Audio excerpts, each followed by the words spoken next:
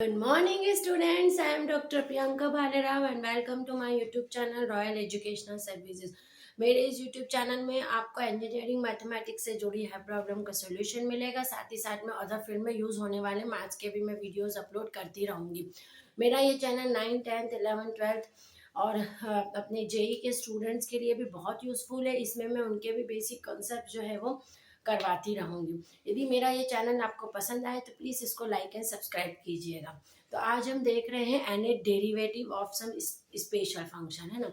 कुछ ऐसे फंक्शन है जिनका एनेट डेरिवेटिव आज हम निकालना सीखेंगे, है ना। तो हमारा पहला फंक्शन है y equals to x to the power n। मान लो हमको y equals to x to the power n का एनेट डेरिवेटिव निकालना है। एनेट डेरिवेटिव निकालने का मतलब होता है उसका डिफ्रेंसिएशन करते हुए आपको लास्ट टर्म एनेट तक जाना रहता है, ठीक है।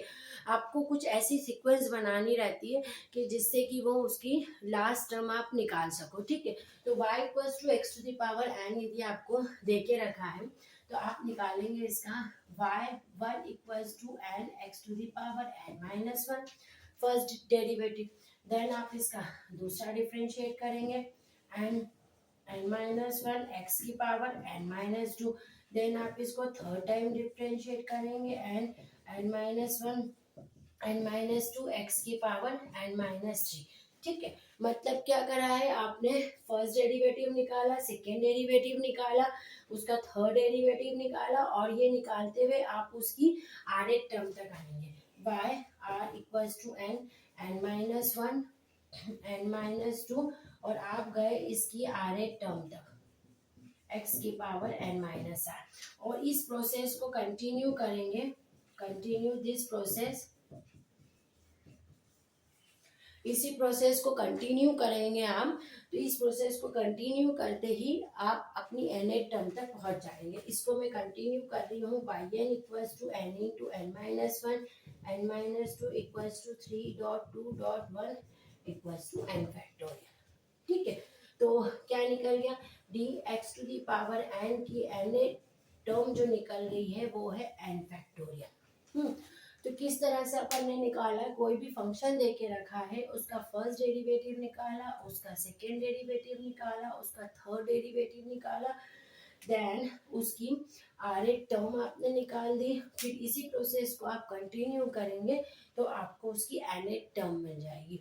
तो ये था the nth term of x to the power n। अब वैसे ही हमारे पास एक और फंक्शन है y equals to e to the power x, है ना। अब y equals to e to the power x का यदि एनेट डेरिवेटिव निकालना है तो हमें इसका भी फर्स्ट डेरिवेटिव सेकेंड डेरिवेटिव निकालना पड़ेगा। First derivative a to the power x आएगा, सेकेंड डेरिवेटिव आएगा a square e to the power x, ठीक है। थर्ड डेरिवेटिव आएगा इसका a cube e to the power x। ये कंटिन्यू जाएगा, इसकी आर टर्म निकलेगी a r e to the power x। और इसी प्रोसेस को कंटिन्यू करेंगे तो आप इसकी एनेट टर्म तक जाएंगे।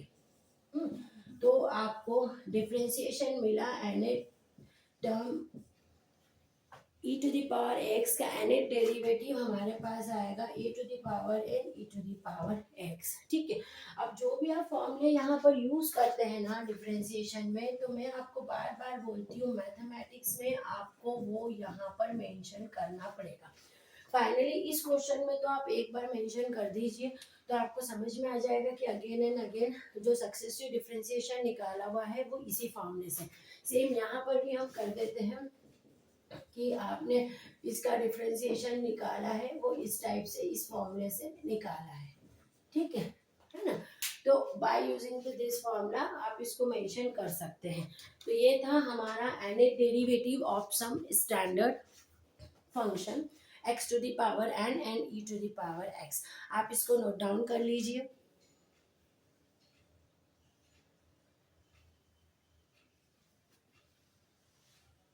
आपको ये टॉपिक पसंद आया हो और ये चैनल पसंद आए तो आप इसको प्लीज़ लाइक एंड सब्सक्राइब कीजिए।